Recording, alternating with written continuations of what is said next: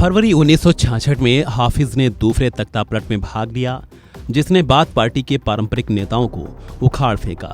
नई सरकार ने हाफिज को रक्षा मंत्री नियुक्त किया, जिसके 4 साल बाद 1970 में हाफिज ने तीसरे तख्तापलट की पहल की और जिसमें वास्तविक नेता सलाह जदीद को हटा दिया गया और खुद को सीरिया का नेता नियुक्त किया।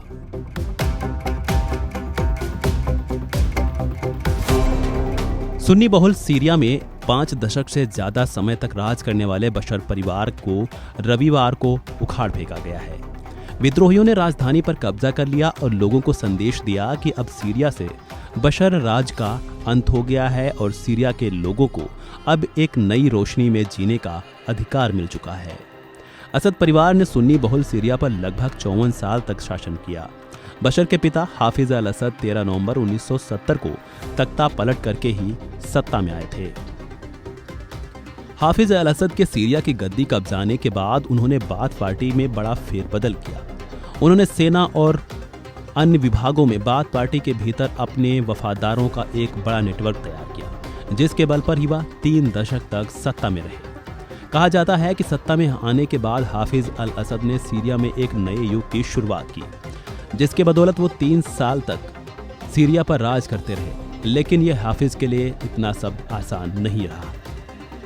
अलावी अल्पसंख्यक समुदाय से ताल्लुक रखने वाले हाफिज ने फूट डालो और राज करो की नीति पर काम किया। कहा जाता है कि हाफिज ने साल 1982 में मुस्लिम ब्रदरहुड को बेरहमी से कुचल दिया था, जिसमें हजारों की जान ली गई। यह हाफिज की तानाशाही के रूप में देखा गया। हाफिज के फैसले के खिलाफ जो भी गया उसे समझो कि अपनी जान देनी है। हाफिज ने भविष्य के लिए अपने बड़े बेटे को तैयार किया था, लेकिन एक कार दुर्घटना में उनकी जान चली गई, जिसके बाद न चाहते हुए डॉक्टर बनने का ख्वाब देखने वाले बशर अल असद को राजनीति में उतरना पड़ा। साल 2000 में बशर ने सीरिया की गद्दी संभाली।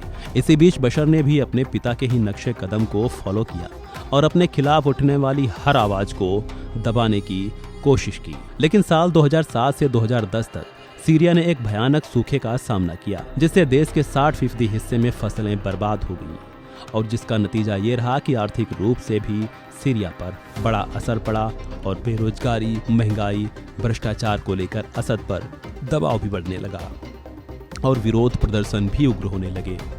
इसी बीच साल 2011 में अरब स्प्रिंग भी शुरू हो चुका था, जिसका साया असद की सरकार पर भी मंडरा रहा था।